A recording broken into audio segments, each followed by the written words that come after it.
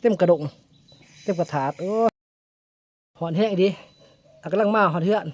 กำลังมาเตะป่าผลเศร้าตก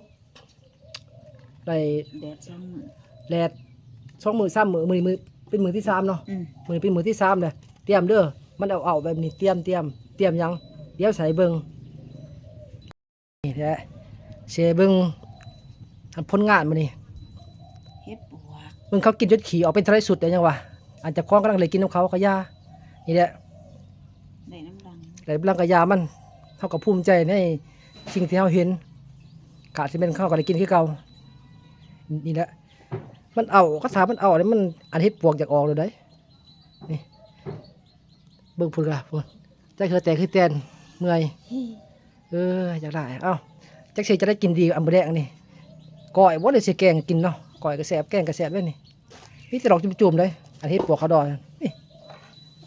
เอาพอดีแกงเอาปอกขูดขี้ดินออก